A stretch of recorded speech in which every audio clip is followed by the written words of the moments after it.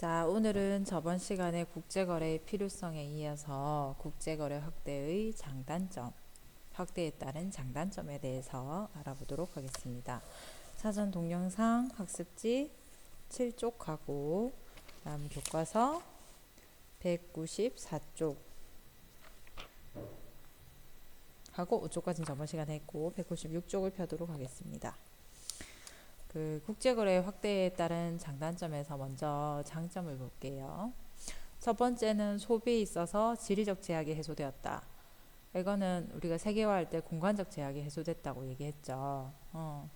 뭐 해외 직구나 아니면 발달된 인터넷 통신을 통해서 값싸고 질 좋은 상품을 구매할 수 있게 됐어요. 그죠? 따라서 상품의 선택의 폭도 넓어졌다. 그죠? 두 번째는 기업의 원자재 구매 비용이 감소했어요. 원자재가 뭐냐? 원료랑 똑같은 거예요. 그러면 기업이 예전에는 국내에는 없는 자원, 국내에는 부족한 자원을 비싼 값에 주고 사야 했다면 이제는 해외에서 싼 값의 자원을 수입해서 쓸 수 있다. 그죠? 그래서 수입해서 쓰면 되기 때문에 원자재 구매 비용이 감소됐다. 그럼 이건 원료뿐만 아니라 노동도 생각할 수 있겠죠. 예전에는 국내 노동력만 사용해야 했다면 이제는 중국이나 동남아시아처럼 인건비가 싼 나라에 공장을 지어서 물건을 생산하면 훨씬 생산 비용이 감소합니다. 그죠?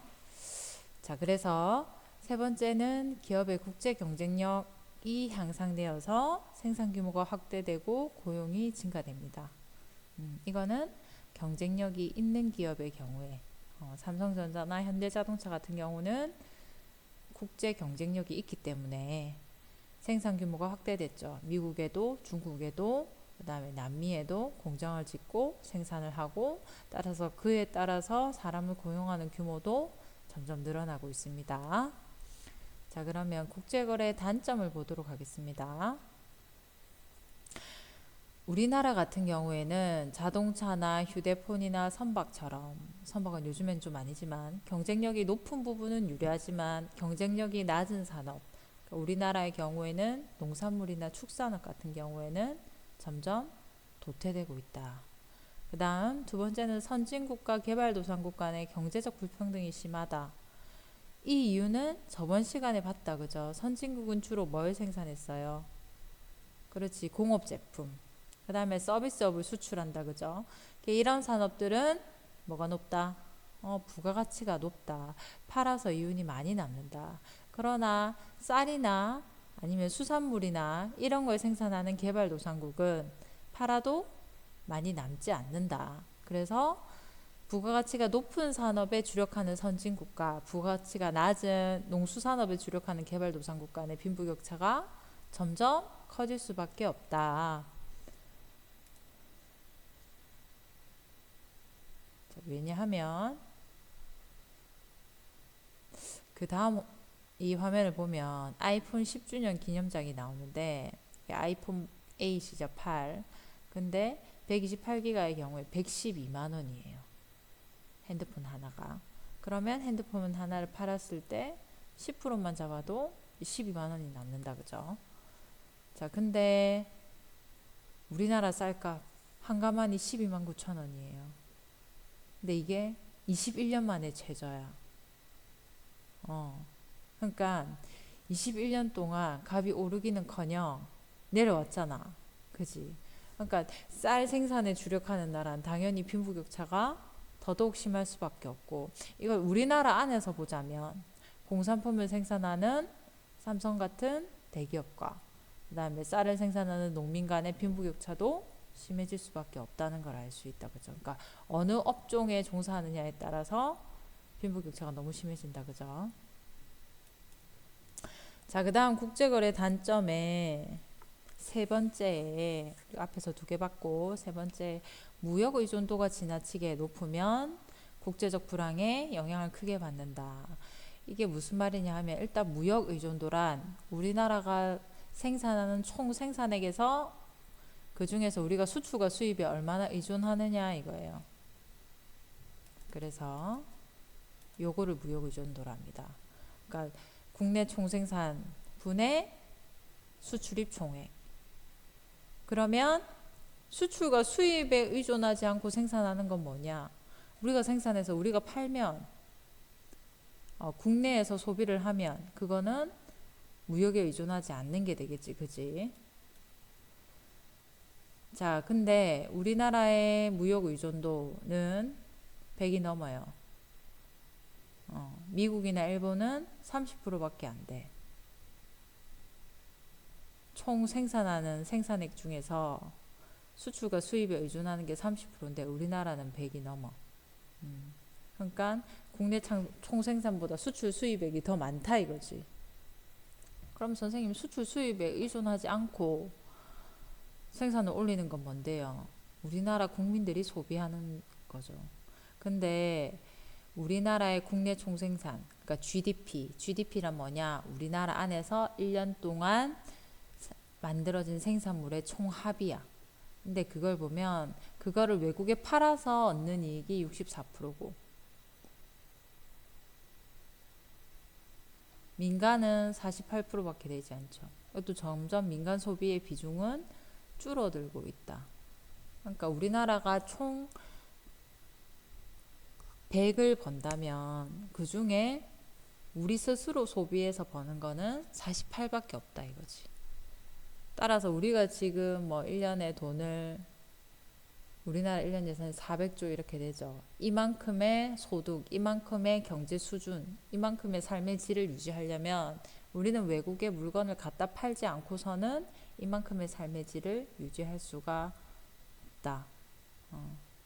수출을 하지 않고서는 우리가 지금의 국민소득 27,000달러를 올릴 수가 없다는 거죠. 자, 그러면 우리나라는 왜 이렇게 무역 의존도가 높을까? 첫 번째는 인구 규모가 크지 않다. 우리나라 인구 이제 5천만 넘었죠, 그죠? 그래서 내수 시장은 뭐냐? 국내 시장이에요. 국내 시장이 취약하다 이겁니다. 그러니까 삼성전자가 휴대폰을 파는데 아무리 많이 팔아도 진짜 깐난아기한테까지 팔아도 5천만 대밖에 팔 수 없다 이거지. 근데 중국은 인구가 13억이잖아. 화해야 경쟁이 되느냐? 국제 거래를 하지 않았을 때 무역을 안 하면 경쟁이 안 되겠죠. 그러니까 우리는 해외 수출에 목을 맬 수밖에 없는 거라. 그래서 중국이 얼마나 사느냐, 미국 사람이 우리 제품 얼마나 사느냐에 촉각이 곤두서 있을 수밖에 없다 이거죠. 두 번째는 부존 자원이 부족하다는 거는 우리가 가지고 있는 자원이 천연 자원이 부족하다는 얘기예요. 우리는 일단 석유가 없잖아. 그러니까 수입을 하지 않고는 살 수 없는 구조죠. 그래서 내수 시장이 취약하고 천연 자원이 부족하기 때문에 다른 나라와 무역에 신경 쓸 수밖에 없고 그래서 외교 관계에 촉각을 곤두세우고 다른 나라의 동향을 살피는데 집중할 수밖에 없다. 그 다음 세 번째, 60년대 이후에 경제 성장 전략을 세울 때 우리는 수출 주도 전략을 세웠어요. 그러니까 우리나라 국민이 많이 소비해가지고 우리나라가 더 많은 부를 창출하자 이게 아니고 우리는 내수 시장이 작고 가난하기 때문에 좋은 제품을 만들어서 외국에 파는 것에 집중했어요. 그리고 그 수출 주도 전략은 주요했죠. 그래서 2차 대전 이후에 식민지를 벗어나서 이렇게 경제 성장한 나라가 없을 만큼 우리는 많이 성장했어요. 27,000달러까지 성장했어요. 그렇지만 반대로 외국의 경기 불황이나 이런 거에 영향을 많이 받는다. 그 다음 무역 의존도가 90년대 중반까지만 해도 70%인데 오히려 최근에 더 많이 높아졌어요. 왜냐하면 우리가 세계무역기구에 가입하고 자유무역협정 FTA를 체결하면서 다른 나라와 무역을 하게 됐는데 앞에서 우리가 국제거래가 필요한 이유가 두 가지였어요. 그죠? 하나는 없어서 자원이 없는 경우에 석유가 없을 때 자국 내에서 생산되지 않는 물건이나 자원을 수입할 수밖에 없고 두 번째는 우리가 생산하지만 잘 못하는 것, 경쟁력이 낮은 것은 수입해오는 게 더 싸다. 이런 논리가 있었다. 그죠? 이게 이거랑 연결되는 건데 외국과 자유무역을 협정을 해서 무역을 하려면 우리가 뭔가 외국의 휴대폰이나 자동차나 이런 걸 팔려면 우리도 뭔가 수입해 줘야 되겠지. 그지? 그래서 부가가치가 높은 산업에 집중해서 휴대폰이나 자동차나 이런 물건을 팔아서 더 많은 이익을 얻기 위해서 농산물은 해외에서 수입해 오는 거예요. 그러면 수입 농산물을 점점 먹게 될수록 우리나라 안에서의 농업은 더더욱 쇠퇴할 수밖에 없겠죠. 그죠? 따라서 우리나라의 지금 식량 자급률은 25%, 24%밖에 안 돼. 그럼 나머지는 다 75%는 쌀 외에는 거의 수입하는 거야. 그러니까 자유무역은 분업화시키는 거지. 각 나라를. 한국은 공산품에 집중하고 영국은 서비스업에 집중하고 이런 식으로. 그래서 국제거래가 증가할수록 무역 의존도가 높아질 수밖에 없다. 우리나라 경우에.